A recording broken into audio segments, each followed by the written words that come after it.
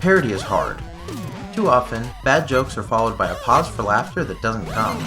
Retro City Rampage DX on Switch doesn't care. What looks like a Grand Theft Auto ripoff quickly devolves into subtle commentary on everything bad deified by the modern man's nostalgia.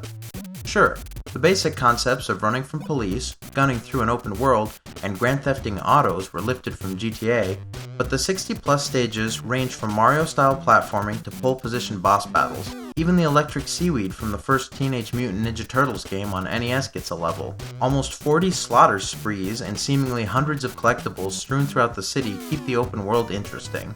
Story beats clip by at an extreme pace, making sure you never care about what's going on. Basically, the aptly named player gets sent through time and has to steal parts to build a time machine. At one point, a Ghostbusters-themed custodial team is frightened of dancers in a rundown club, so player has to clean up the club by murdering everyone. The script teases out a chuckle and a WTF before quickly getting out of the way each and every time. Even the game doesn't care about its story, made evident by the increasing absurdity of the scenarios. Retro City Rampage DX does scratch that sandbox itch I was looking for with one major upgrade: cop cloaking power-ups. For me, unbridled destruction is the entire point of the genre, but is usually ended all too quickly by a swarm of SWAT team members. Kill enough cops or turn down the right alley of Theftropolis and you'll find a coin that greatly reduces law enforcement's interest in you. Dying takes away every weapon but jumping and punching, so gathering weapons from falling officers is almost a prerequisite for each mission. Being able to drive down the sidewalk for a minute before slipping away to your mission keeps the momentum, while reserving the really big weapons for certain story points and high-level law enforcement keeps them feeling special. Some missions are fittingly hard, given the retro vibe, but checkpoints are plenty, and beating hard levels left me feeling satisfied, not frustrated. Retro City Rampage's lives counter starts at 0, going negative from there. I ended the game under 100.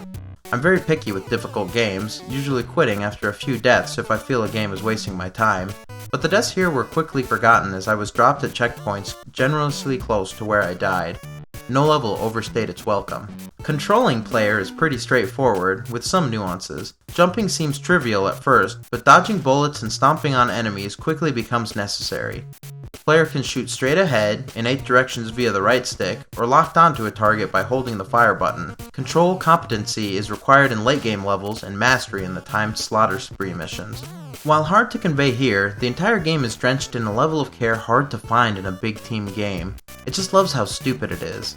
Every time I thought, this is ridiculous, it responded with an, I know, right? And put a waypoint on Batman's house or something. When a screen before the final boss told me to put on my 3D glasses, damn it, I red sharpied some cellophane and tied a Blu-ray case to my head. The 3D effect was awful and 80s and perfect.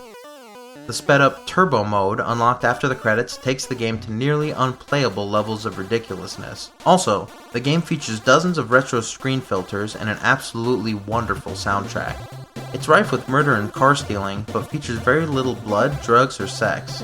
It's surprisingly PG for a game about murdering everyone. While Retro City Rampage DX's story was somewhat short, its time on my Switch will not be. I still have plenty of side missions and collectibles to grab, or I might just run down some pedestrians while riding the train. I love this game, and I think it loves me too.